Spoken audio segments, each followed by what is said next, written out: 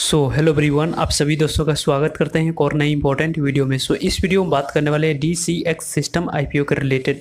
DCX system IPO के related complete details, review, IPO date, price band, grey market premium और साथ ही साथ किस तरीके के बैड न्यूज़ इस आईपीओ के रिलेटेड देखने को मिल रही है और रिटेलर्स पॉइंट ऑफ व्यू से देखा जाए तो इन सभी पॉइंट्स के रिलेटेड इस वीडियो में बात करने वाले हैं। वीडियो को इन तक देखिएगा ताकि आपसे कोई भी इंपॉर्टेंट इन्फॉर्मेशन मिस ना पाए। इसी तरीके के रेगुलर इन्फॉर्मेटिव अपडेट के लिए चैनल को सब्सक्राइब कर सकते हैं, साथ ही टेलीग्राम चैनल से जुड़ सकते हैं ताकि आपको टाइम टू टाइम नोटिफिकेशन मिलते रहे। फर्स्ट बात करें हम लोग DCX सिस्टम आईपीओ के रिलेटेड, तो इस DCX सिस्टम आईपीओ की जो डिटेल्स है उसकी यदि हम लोग बात करते हैं तो 31 अक्टूबर से आईपीओ ओपन होते हुए देखने को मिलेगी और 2 नवंबर इसकी क्लोजिंग डेट है, यानी कि 31 अक्टूबर, 1 नवंबर और 2 नवंबर, इन 3 डेट को इस आईपीओ में जनरली आप अप्लाई कर सकते हैं। DCX सिस्टम आईपीओ के बारे में बात करें तो यह कंपनी किस तरीके की सेगमेंट से जुड़ी हुई कंपनी है, तो डिफेंस सेक्टर से जुड़ी हुई कंपनी है। कंपनी के रिलेटेड पीयर कंपटीटर को भी देखेंगे वैल्यूएशन वाइज, लेकिन कंपनी के बारे में पहले DCX सिस्टम लिमिटेड की बात करें तो यह कंपनी लीडिंग इंडियन प्लेयर है जो कि मैन्युफैक्चरिंग करती है इलेक्ट्रॉनिक सब सिस्टम, केबल्स, हार्नेस। और कंपनी की बात करें तो यह कंपनी को ऑपरेशनल कब की हुई थी, तो यहाँ पे 2011 में कंपनी को ऑपरेशनल किया गया था। इंडियन ऑफसेट पार्टनर्स, यानी कि देखा जाए तो फॉरेन ओरिजिनल जो इक्विपमेंट मैन्युफैक्चरिंग होती है उनसे यहाँ पे ऑफसेट पार्टनर करके कंपनी के द्वारा एग्जीक्यूटिंग एरोस्पेस और डिफेंस मैन्युफैक्चरिंग प्रोजेक्ट्स में कंपनी काम करती हुई देखने को मिलती है। तो ओवरऑल देखा जाए तो कंपनी की सेगमेंट आपको पहले से ही डिफाइंड है। साथ ही साथ कंपनी के बारे में बात करें तो कंपनी जो यहाँ पे न्यू मैन्युफैक्चरिंग फैसिलिटी है, हाई टेक डिफेंस और एरोस्पेस पार्क की बात करें बेंगलुरु कर्नाटका में बेस ये कंपनी है। साथ ही कंपनी के बारे में यदि हम लोग बात करें तो कंपनी जून 30 के अकॉर्डिंग देखा जाए तो यहाँ पे 26 कस्टमर है। देखा जाए तो यहाँ पे कंपनी के कस्टमर की बात करें तो इजराइल हो गई, यूनाइटेड स्टेट हो गई, कोरिया हो गई, इंडिया हो गई, इंक्लूडिंग कुछ सर्टेन आप लोगों को 500 फॉर्चून कंपनीज होती है, उस 500 फॉर्चून कंपनी में से इस कंपनी की देखा जाए तो कस्टमर देखने को मिल रही है। और यहाँ पे देखा जाए तो मल्टीनेशनल कॉर्पोरेशन एंड स्टार्टअप भी इस कंपनी की कंज्यूमर देखने को मिलती है। तो ओवरऑल देखा जाए तो कंपनी की जो कस्टमर बेस है वो काफ़ी अच्छी डोमेस्टिकली और इंटरनेशनल OEM के माध्यम से, और प्राइवेट कंपनीज की बात करें और पब्लिक सेक्टर अंडरटेकिंग की बात करें तो इंडिया में क्रॉस द डिफेंस सेक्टर में कंपनी काम करती हुई देखने को मिलती है।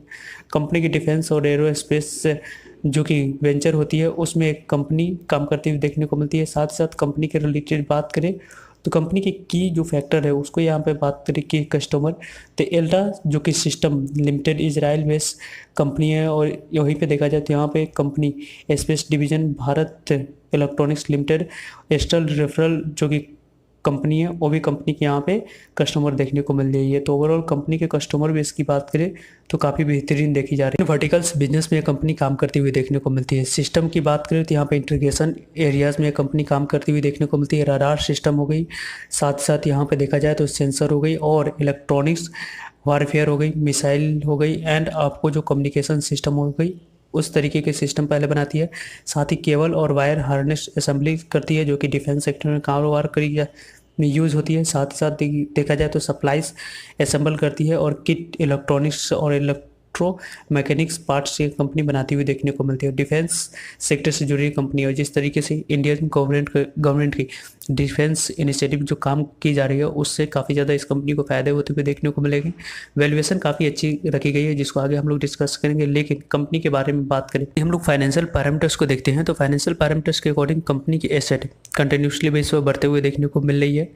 कंपनी के रेवेन्यू की बात करें तो यहाँ पे कंपनी के रेवेन्यू 2020 में कंपनी ने 465 करोड़ की रेवेन्यू जनरेट की थी। दिन यहाँ पे कंपनी ने कितने करोड़ की जनरेट की है तो 683 करोड़ की, और इस कंपनी ने Q1 में सिर्फ और सिर्फ कितने करोड़ की रेवेन्यू जनरेट करते हुए देखने को मिली है तो 128 करोड़ की। कंपनी के प्रॉफिटेबिलिटी की बात करें 2020 में कंपनी ने 9.74 करोड़ की प्रॉफिट रिपोर्ट की थी। 2021 में कंपनी ने कितने % की प्रॉफिट रिपोर्ट करते हुए देखने को मिली। डाटा अवेलेबल है उसके अकॉर्डिंग कंपनी के फाइनेंशियल पैरामीटर्स आपको अच्छी देखने को मिली। बोरोइंग की बात करें कंपनी के पास कर्ज कितनी है तो 133 करोड़ की देखने को मिली थी, देन 136 करोड़ की, देन यहाँ पे कंपनी की 112 करोड़ की कंपनी के पास बोरोइंग है। तो ओवरऑल कंपनी के पास कर्ज भी देखने को मिल रही है। वैसे कंपनी का फाइनेंशियल ईयर 22 की अभी डाटा अवेलेबल नहीं है, जैसे ही अवेलेबल होती है उसके रिगार्डिंग आपको कल के डेट में एक इंपॉर्टेंट वीडियो के माध्यम से अपडेट कर दी जाएंगे। सो जुड़ेगा ताकि आप लोग को अपडेट मिले। इस आईपीओ में अलॉटमेंट चांस आपको बढ़ानी है तो प्रत्येक फैमिली मेंबर्स के डीमेट अकाउंट से एक लॉट अप्लाई करके अलॉटमेंट चांस को बढ़ा सकते हैं।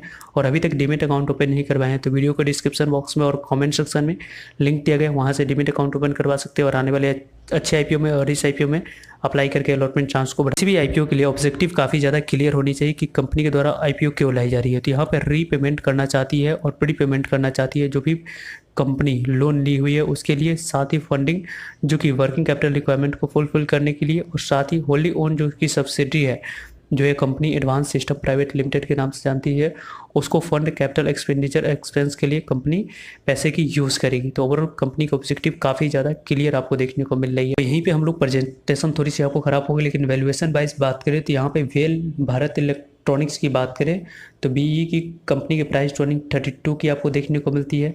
साथ ही साथ एक्स्ट्रा माइक्रोवेयर की बात करें तो 71 के प्राइस ट्रेनिंग है।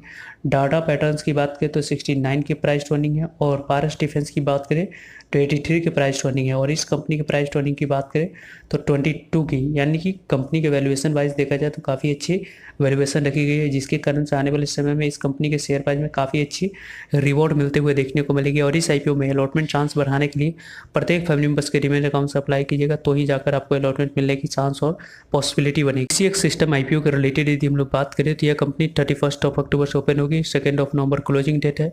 अप्लाई करते समय आपको कट ऑफ प्राइस 207 पे ही अप्लाई करनी है। 72 इक्विटी शेयर आपको अप्लाई करते समय सेलेक्ट करनी हुई। इशू साइज़ की बात करें तो 500 करोड़ की इशू साइज आपको है। फ्रेश इशू 400 करोड़ की होने वाली है। और रेस्ट ऑफ अमाउंट की बात करें तो 100 करोड़ की ऑफर फॉर सेल होगी, जो कि एक अच्छी पॉजिटिव पॉइंट्स आपको देखने को मिल रही है।